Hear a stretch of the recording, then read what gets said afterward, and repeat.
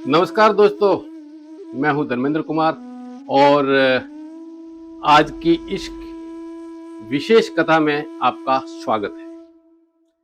आज हम आपको राजस्थान की शेखावटी धरती से जुड़ी एक ऐसी रहस्यमयी कथा सुनाने जा रहे हैं जिसमें एक संत है, उनकी भविष्यवाणी और भारत के प्रसिद्ध औद्योगिक बिड़ला परिवार से जुड़ा एक ऐसा प्रसंग है जिसे आज भी लोग श्रद्धा और आस्था के साथ याद करते हैं। इस कथा का आधार राजस्थान में प्रचलित लोक कथा संत बावलिया बाबा से जुड़े जीवन प्रसंग और प्रकाशित ऐतिहासिक एवं धार्मिक लेख है।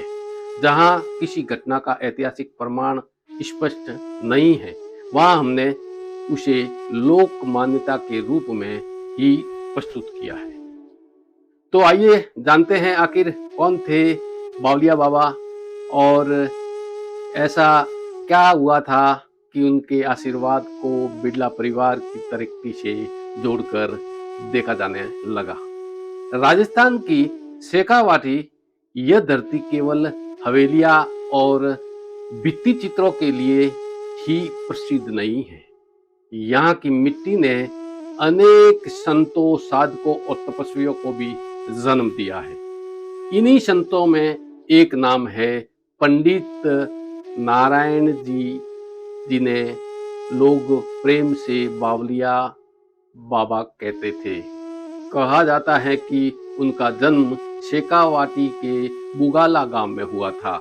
बचपन से ही उनका मन सांसारिक जीवन की अपेक्षा अध्यात्म की ओर अधिक था। समय बीतने के साथ उनकी साधना और भी गहरी होती गई। माँ दुर्गा और भगवान शिव के भक्त थे और उनकी भक्ति में लीन लेने लगे। उनका जीवन आम लोगों से बिल्कुल अलग था। उनका पहनावा साधारण था, व्यवहार कभी कभी विचित्र लगता था और कई बार वे ऐसी बातें कह देते थे जिन्हें सुनकर सामने वाला सोच में पड़ जाता था। इसी वजह से लोग उन्हें बावलिया बाबा कहने लगे। लेकिन उनके भक्तों का विश्वास था कि बाबा बाहर से चाहे जैसे भी दिखाई दे, उनके भीतर गहरी आध्यात्मिक शक्ति थी और लोग उनकी वाणी को भविष्यवाणी और वचन सिद्धि से जोड़कर देखते थे। यह कहानी में आता है वह नाम जो आगे चलकर भारत के बड़े औद्योगिक परिवारों में गिना जाने लगा। नाम था जुगल किशोर बिड़ला। कहा जाता है कि जुगल किशोर बिड़ला बाबा के प्रति बहुत आस्था रखते थे। वे चिड़ावा जाकर बाबा की सेवा में तैयार रहते थे, उनके लिए भोजन लेकर जाते थे, उनकी सेवा करते थे और बाबा के आसपास का काम भी अपने हाथों से करते थे। बाबा भी उनकी सेवा भावना से प्रसन्न थे। एक दिन बाबा ने जुगल किशोर को अपने पास बुलाया। कहा जाता है कि बाबा ने उनसे कहा, जुगलिया, अब तू कमाने निकल जा। बाबा ने उन्हें पूर्व दिशा की ओर जाने का संकेत दिया। जुगल किशोर बिड़ला बाबा की आज्ञा लेकर वहां से निकल पड़े।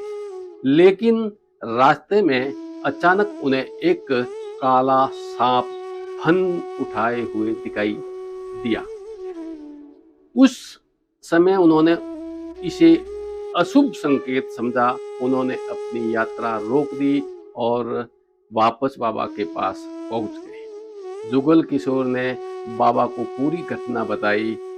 बाबा ने उनकी बात सुनी और कहा जाता है कि बाबा ने उनसे कहा, तुमने बड़ी भूल कर दी। अगर तुम आगे चले जाते तो चक्रवर्ती सम्राट बनते। यह सुनकर जुगल किशोर हैरान रह गया। लेकिन बाबा ने उन्हें फिर जाने के लिए कहा और आशीर्वाद भी दिया। इसके बाद जो हुआ उसे आज भी बाबा के भक्त उनकी भविष्यवाणी से जोड़कर देखते हैं। समय बीतता गया, बिरला परिवार का व्यापार बढ़ता गया। एक छोटे व्यापारी परिवार से निकलकर बिरला परिवार भारत के प्रमुख औद्योगिक घरानों में शामिल हो गया और यहीं से यह लोक कथा और भी प्रसिद्ध होती चली गई कि बावलिया बाबा के आशीर्वाद से जुगल किशोर बिरला के जीवन की दिशा बदल दी थी। लेकिन बाबा और बिरला परिवार से जुड़ी कहानी यही समाप्त नहीं होगी। कहा जाता है कि जुगल किशोर बिरला चाहते थे कि बाबा पिलानी चल कर रहे, लेकिन बाबा ने चिड़ावा छोड़ना स्वीकार नहीं किया। बाद में बाबा की स्मृति से जुड़े स्थान पर निर्माण कार्य करवाया गया और एक प्रसंग के अनुसार बाबा ने पिलानी के भविष्य को लेकर ऐसी बात कही थी जिसे उनके भक्त भविष्यवाणी के रूप में याद करते हैं। कहा जाता है कि उन्होंने संकेत किया था कि यह स्थान आगे चलकर शिक्षा के एक बड़े केंद्र के रूप में प्रसिद्ध होगा। आज पिलानी का नाम शिक्षा के क्षेत्र में देश भर में जाना जाता है। भक्त इस बात को बाबा की दूरदृष्टि और आशीर्वाद से जोड़ते हैं, लेकिन बाबा के जीवन की एक और खास बात थी उनका भोजन। कहा जाता है कि दाल के बड़े, चने की सब्जी और हलवा उन्हें बहुत प्रिय था। आज भी बाबा से जुड़े आयोजनों में इन चीजों का प्रसाद के रूप में उल्लेख मिलता है। अब सवाल यह है, क्या वास्तव में बाबा के आशीर्वाद से बिरला परिवार की किस्मत बदल गई थी? इसका निश्चित उत्तर इतिहास नहीं देता।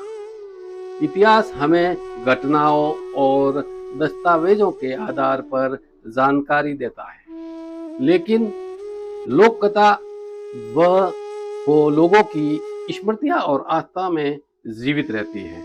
बावलिया बाबा की कहानी भी कुछ ऐसी ही है। किसी के लिए यह एक संत की चमत्कारिक शक्ति की कहानी है, तो किसी के लिए यह एक लोक कथा के रूप में है जो पीढ़ी दर पीढ़ी लोगों तक पहुंचती है। लेकिन इस कहानी में एक बात जरूर सीखने को मिलती है, संत का आशीर्वाद तभी सार्थक होता है जब मनुष्य अपने कर्म से उस आशीर्वाद को आगे बढ़ाए। शायद यही कारण है कि आज इतने वर्षों बाद भी शेखावटी की धरती पर बावलिया बाबा का नाम श्रद्धा से लिया जाता है। उनका जीवन रहस्य, साधना, आस्था और लोक विश्वास का ऐसा संगम है जिसे पूरी तरह समझ पाना शायद आज भी आसान नहीं है। अगर आपको बावलिया बाबा की ये कथा अच्छी लगी हो तो वीडियो को लाइक जरूर करें, चैनल को सब्सक्राइब करें और कमेंट में जरूर बताएं कि आप अगली कहानी किस संत, रहस्यमय स्थान या ऐतिहासिक घटना पर सुनना चाहते हैं। इस कथा के स्रोत के रूप में हमने बावलिया बाबा से जुड़े प्रकाशित जीवन प्रसंग, राजस्थान की प्रचलित लोक मान्यताओं और उपलब्ध धार्मिक ऐतिहासिक लेखों को आधार बनाया है। अब लेता हूँ आपसे इजाजत, फिर मिलता हूँ एक और कहानी, एक नई कथा के साथ।